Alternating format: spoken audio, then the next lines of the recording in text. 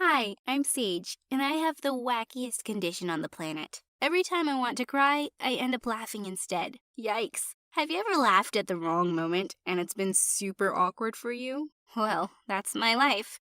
Every single day. At first, my parents thought I was the happiest baby in the world because I laughed at everything. When I started teething at 6 months, instead of crying because it hurt, I'd keep my parents up all night because I couldn't stop laughing. And when I started crawling and bumped my head everywhere, I'd just burst into giggles. That's when Dad started calling me a weirdo. He hated anything unusual. What kind of kid does that? There's definitely something wrong with her. She's a crazy baby and it's embarrassing. She clearly can't help it. Can you, baby boo? But Dad didn't listen. He really started to hate me, and it wasn't just for laughing. Ever since I was a kid, I'd loved to color and paint. When I was 4, I spotted his brand new laptop and thought it was such a dull gray. So I painted the lid a bright red and each key a different color. I thought it looked beautiful, but Dad nearly had a stroke when he saw it. Who's gonna fix this? She's such a pain. Why couldn't you give me a normal child? Even though I was just a kid, his words stung, so of course I burst into laughter, which just made him angrier. But it wasn't just Dad. Everyone misunderstood me all the time. One day in 1st grade, Monica, the richest girl in my class, was crying because her dog was stolen. You lost your dog? What kind of a person steals a dog? That's so sad.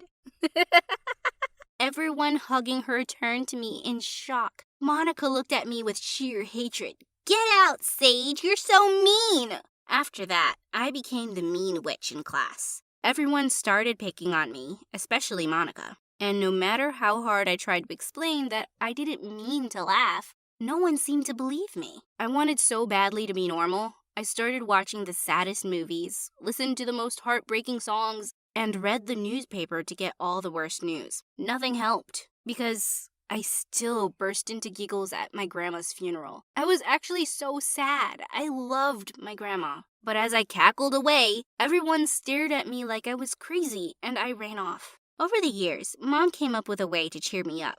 Every time Dad got mad at me, she put $1 in a jar in my room. By the end of each month, I had enough money to buy art supplies. But obviously I hid this from Dad because he didn't want to spend a single cent on me. In the 6th grade, I entered an art contest in school. I worked really hard to make a nice painting with my cheap paints and paper. But as soon as Monica saw I was participating, she just had to one-up me. She took classes with a fancy art tutor and brought her expensive canvas and paints. She won by a landslide. I was so disappointed that I wanted to cry. So, in the crowded hall, I burst into laughter instead. The art teacher turned to me confused. What's so funny, Sage? Are you making fun of Monica's work? No, I swear. She's just laughing because she's a sore, crazy loser. Well, I had a bad reputation back then, and everyone thought I was mean. I stopped entering art competitions after that. I stayed in my room all day, and nothing Mom did cheered me up. After my homework, I'd spent the rest of the evening painting away and posting pictures to my art account on Instagram. Until one day in 8th grade, I got a really unexpected message there from a stranger. I just loved your painting. I want to buy it. Will you take $150 for it? Someone wanted to buy my painting? For the first time in weeks, I was flying. When I got the money from selling it, I bought more supplies and started painting my butt off. For the next few months, everything I made got sold immediately. I was so over the moon. So one day in the cafeteria, while Monica was going on and on about her fancy French art teacher, I casually mentioned I'd sold 10 paintings for $150 each. Monica was livid. She practically choked on the caviar she was eating. There's no way you and your trashy art will sell on my watch. Oh, and how do you think you're gonna stop it? You'll see. And just a few days later, I did see how low Monica could go. Someone stole my sketch pad from my bag. And right after, a new Instagram account sprung up with all my artwork on it. I knew it was Monica, obviously. I ran to complain to my teachers, but I was pretty upset and couldn't stop laughing. So they all thought I was joking. Why would I do this when I'm so much better than her? Monica convinced everyone that I was a jealous liar who tried to frame her. And then she and her minions started blaming me for all kinds of things I'd never done. One day, she put super glue on the teacher's chair, and when the teacher got up, the chair was stuck to her butt. As everyone started giggling and she tried to pull it off, her skirt ripped. Monica pointed straight at me. I saw her with the glue. You can even check her locker. As everyone stared at me accusingly, I laughed until my stomach ached. And that's how I started ending up in detention every week, because teachers thought I was rude and a troublemaker. At first, I was furious, but suddenly I realized I loved detention. No one could bother me here, and I could paint in peace for hours. As I was busy painting one day, someone tapped me on the shoulder and I turned to see a boy who gently wiped my cheek with a tissue. You had some paint on your face. I just stared at him like a dummy. Who was this cutie? I've seen your paintings and they're amazing.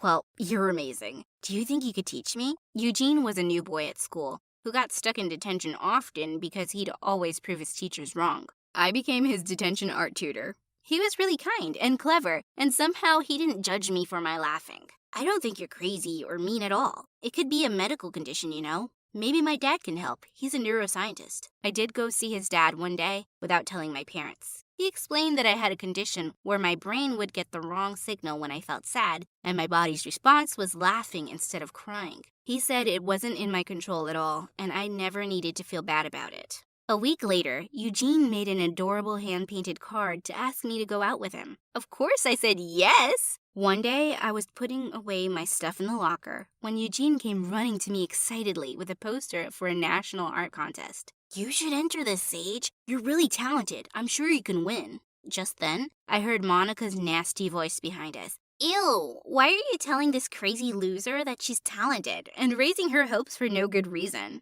Because he's my boyfriend, that's why. And why are you even talking to him? My step-cousin is your boyfriend? Are you out of your pea-sized mind? It's my turn to laugh at you. But I'd had enough. I pulled Eugene close and gave him a long, steamy kiss right in the middle of the corridor. My eyes! Ew, I can't watch this. Oh, no problem. We can just make out in the janitor's closet. And with that, I dragged Eugene into the closet while everyone was hooting outside. Obviously, both of us got detention again, but we didn't care. That was our happy place anyway. I started focusing on the upcoming competition, and I was really pumped for it. With my Instagram sales, I'd even made enough money to buy good quality materials. On the day of the competition, as soon as I started to unpack my supplies, I knew something was wrong. I started laughing. This could not be happening. My tubes of paint had been squeezed almost empty. Just then, I spotted Monica staring at me with a big, evil grin on her face. I couldn't give up.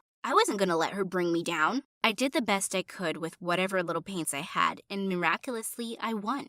But as I got off the stage with my trophy and a $1,000 check, Monica walked up to me. You think you can fool everyone, but I know you're just a big fraud. I was wondering who that idiot was who keeps commenting on your Instagram and buying your paintings. And well, I had them tracked down. All this time, you've been pretending to be a great artist when your mommy has been buying your lame art. What are you talking about?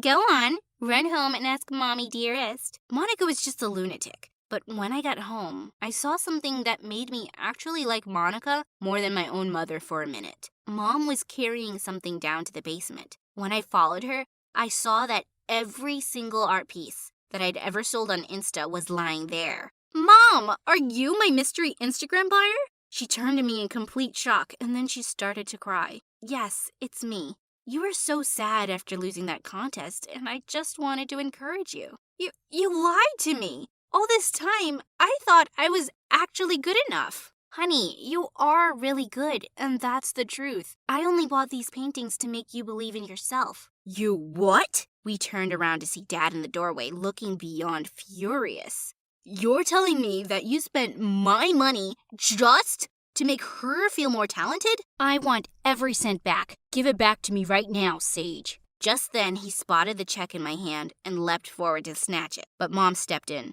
Don't you dare. It's her money and her talent. Well, it's my house, and I want you both out of it. Mom and I spent the night at Grandma's. The next day when we went back home, hoping Dad would have come to his senses, I couldn't believe what I was seeing. He'd thrown all my paintings in the yard, and he was driving over them. Mom, I'm not staying here another minute. Dad doesn't love us or care about us, and he's a maniac. Let's just leave him. We can manage on our own, I promise. We took all our stuff and moved to Grandma's for a while. After graduation, I worked super hard and built a new website to sell my art. Mom found a new job, but in another city. I was really sad to leave Eugene behind, but I knew Mom needed me. We tried to make it work long distance, but with work and school, it was really hard. Eventually, we both decided to call it quits. I laughed over my broken heart for days. Eventually, I got into a great art college on full scholarship and had my projects exhibited in many galleries over the years.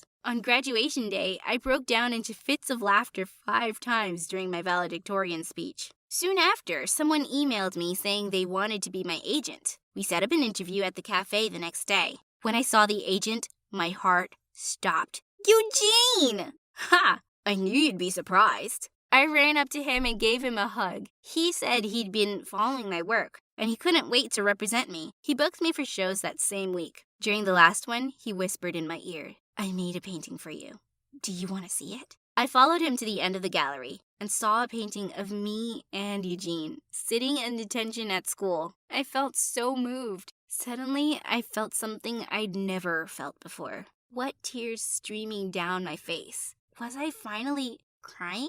It was the best time of my life because that's when I fell in love with you. Sage, do you want to be with me again? I threw myself in his arms and gave him a kiss. Yes! Eugene was actually so excited that he'd made me cry. This had to be the weirdest romantic moment ever. 2 years later, we got married. We have 3 children, and the youngest, Freya, is just like me. No tears, only laughs. Mom, am I weird? Everyone else gets to cry. Why can't I? No, you're strong and you just laugh everything off, even when things are hard. You're not weird. You're absolutely okay. I made sure that not only her, but none of the kids in her school would be bullied. I studied to be an art therapist and started after-school programs for kids to help them channel their emotions into art. Little by little, I tried to make things better for our kids every day.